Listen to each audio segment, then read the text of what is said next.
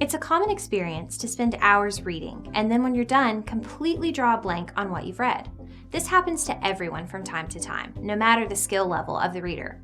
There are a variety of factors that determine how much we actually comprehend, things like mental alertness, level of distraction, and difficulty of content, just to name a few. Just remember that you are not alone if you sometimes have problems with reading comprehension. In this video, we will go over 8 tips to help you improve your reading comprehension.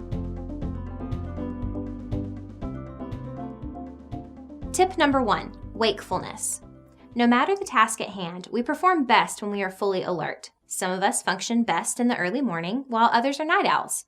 Pinpoint the time that you are most alert and set aside this chunk of the day for reading if possible.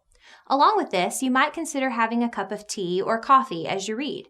It should be noted that caffeine can cause a counterproductive crash with some people. We all run a little differently with caffeine. Some people benefit from the boost, while others may be overly sensitive to its effects.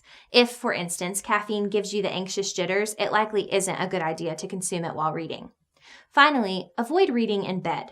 It is all too easy to doze off when you are in a place that is obviously associated with sleep. Simply sitting in a chair might make you more attentive due to the benefits of an upright posture. Tip number 2, avoid distraction. Create a suitable reading environment. Creating an environment that you can work most efficiently in is key. Some people work best in complete solitude, reading and studying in their bedroom. However, others find that being in an environment where others are working, such as a library or a coffee shop, brings focus and inspires them to read. Other elements to consider are lighting and comfort. Turning on the lights and minimizing darkness will prevent you from becoming drowsy. And though you don't want to be so comfortable that you fall asleep, sitting on a stiff, uncomfortable seat will not do much to help you read. Sometimes, simply switching chairs to find the one in the room that's most comfortable can go a long way in enhancing the desire to read, and by extension, your reading comprehension. Avoiding distraction is particularly crucial. The first things to do are turn off the TV and avoid your phone. This may be easier said than done. One strategy is to place your phone out of reach, perhaps in another room. Another strategy is to download an app that locks certain features, social media and games for instance, during a set duration of time. You might consider finding a trustworthy friend who can lock your phone with a password that only he or she knows during this set period.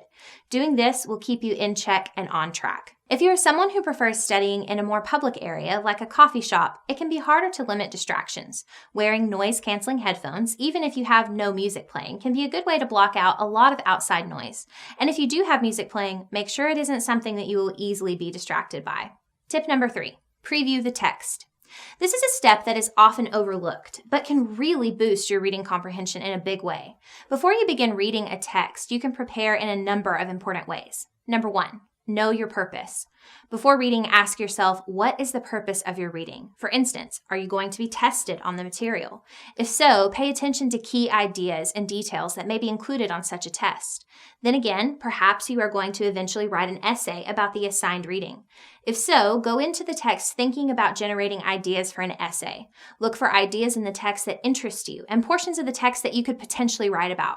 It's much easier to understand what you're reading when you go in looking for something. This also prevents you from becoming overwhelmed. If you know what to focus on, you won't worry about knowing every little bit of the text. Number 2, preview the text. Give the text a preliminary skim through.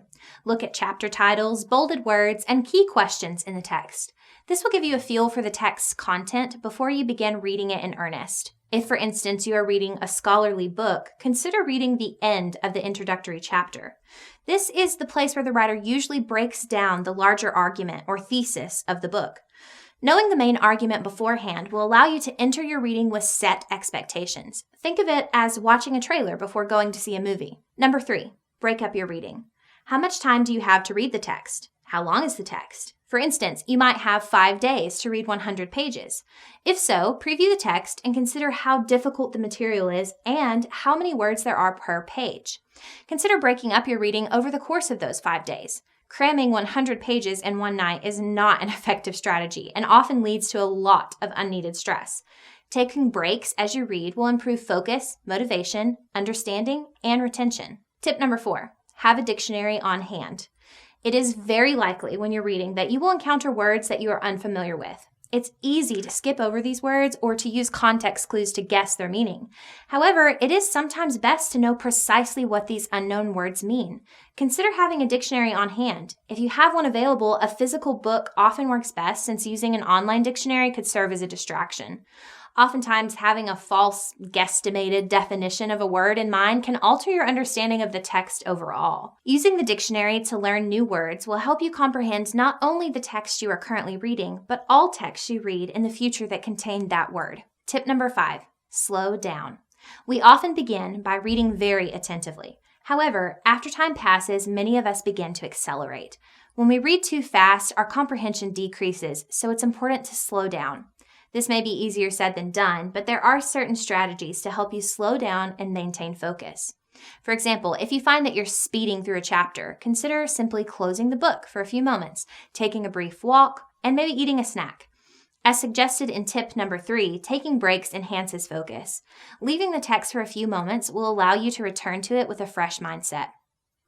One good way to determine whether you are reading too fast is to be mindful. Just asking yourself if you remember what you just read on a particular page can quickly answer the question of whether or not you are reading too fast. Tip number 6, annotate.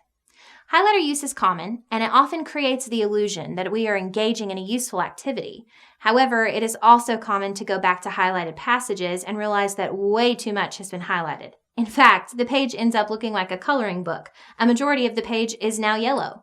It is difficult to identify crucial information when most of it is already highlighted as important. If you do use a highlighter, be sure to only highlight the most important information. Instead of highlighting with abandon, consider annotating. For instance, you could develop a key or system to note important parts of the text. Here, we have a system set up that allows us to note the major points, unfamiliar words, keywords and phrases, and other important information. In addition to this system, you can use abbreviations to make notes and reminders. For instance, if you were to come across an unfamiliar idea, you could write LU next to it. This stands for look up, serving as a reminder to look up clarifying information about this idea later. If a passage is particularly important, or if you don't grasp it the first time and need to move on, you could use RR to remind you to reread that passage. Create a system of annotation that works best for you. You can even go further and write questions or key points in the margins. Tip number 7, summarize. After reading a chunk of text, whether it be a few paragraphs or a few pages, depending on how dense the reading is, summarize it in your own words. Consider using a notebook to write down a summary of a few key details.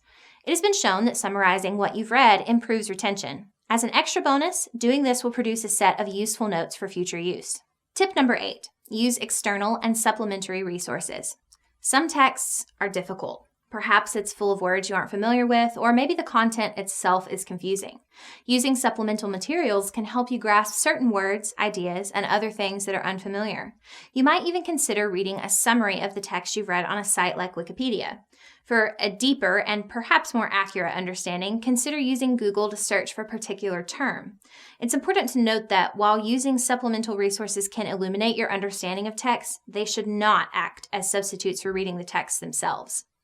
Comprehending what we read can often be a difficult task that's influenced by a variety of factors.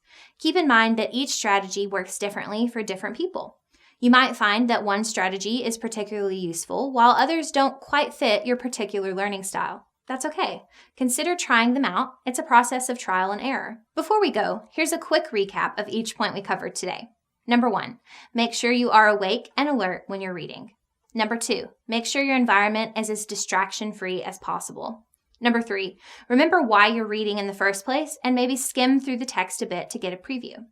Number 4, have a dictionary ready just in case. Number 5, don't speed through the text. Slow down and allow yourself to comprehend what you're reading. Number 6, using a system to make little notes and reminders can really help you remember the key points and ideas in the text. Number 7, every few paragraphs, or maybe after every chapter, summarize what you've read to make sure you understand everything. Number 8, use extra resources to help clarify unfamiliar phrases or concepts in the text. I hope this video was helpful. Thanks for watching and happy studying.